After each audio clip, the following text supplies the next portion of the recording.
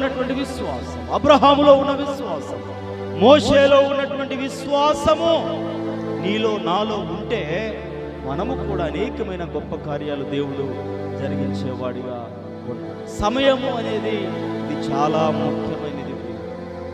సమయము భక్తి అంటే మనం ఎట్లా వివరించగలం? భక్తి అంటే ఎలా వివరించగలం చెప్పండి. భక్తి అంటే మనం ఎలా వివరించగలం? 10 గంటలకు ప్రార్థన, ఎన్ని గంటలకు రావాలి? సీఎం మీటింగ్ పెడితే మనం ఆగలమా? అవుతామా? లేట్ చేస్తామా? నిర్లక్ష్యం చేస్తామా? దేవుడే మీ కొరకు ఎదురు చూస్తూ ఉన్నాడు. దేవుడే మీ కొరకు ఏం చేస్తున్నాడమ్మా? ప్రతిరోజు ఎదురు చూస్తూ ఉన్నాడు. ఆయన కొరకు మీరు ఎదురు చూడటం లేదు. మీరు ఎప్పుడు వస్తారని ఆయన ఎదురు చూస్తూ ఉన్నాడు. చూస్తాడు.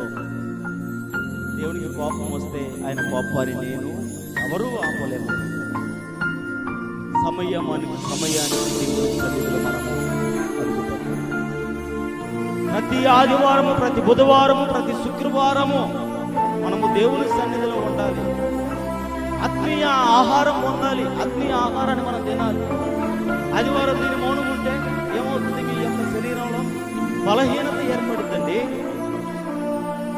3 పూట్ల మనం ఎలాగైతే శరీరానికి ఆహారాన్ని 3 సార్లు తింటున్నామో ఆత్మీయమైనటువంటి ఆహారం కోసం కూడా మనం ఎక్కడ ప్రార్థన చేసి అక్కడికి వెళ్ళాలి. విజ్ఞాపన ప్రార్థనలో మనము పాల్గొనాలి.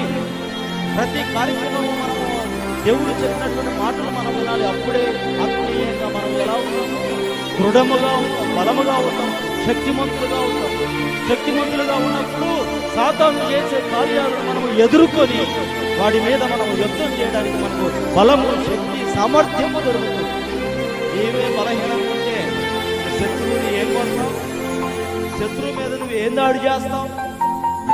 వాడు చేసిన దాడికి నువ్వు పడిపోతావు, లోకంలో కలిసిపోతావు, నిత్యజ్ఞానానికి వెళ్ళిపోతావు. చివరికి జరిగేది అదే. కాబట్టి ప్రభునందు ప్రియమైన దేవుని బిడ్డలారా, ఇవి సత్యమైనటువంటి మాటలు గుర్తించుకోవాలి. దినదినము నువ్వు ఆత్మీయంగా వెనక పడితే చివరికి తుదకు నీ యొక్క మార్గము నిత్యాగ్నిగుండమే అనేటువంటి మాటలో ఏమాత్రం సందేహమేమీ లేదు. నీ యొక్క ఆత్మను, నీ యొక్క ఆత్మీయమైనటువంటి బలమును వాడు క్రొంగ తీసుకుంటాడు. సాతానుడు లాగుతాడు. లోకములో నిన్ను ఆశ కలిగిస్తాడు. నిన్ను లాక్కొని పోతాడు లోకంలోకి. నువ్వు వాడిని జయించలేవు. వాడికి లోబడిపోతావు. వాడి చివరికి నిన్ను తీసుకుపోయి అగ్నిగుండంలో వదిలిపెట్టి వస్తాడు. అలాంటి పరిస్థితికి కారణం నీ యొక్క అవిధేయతే.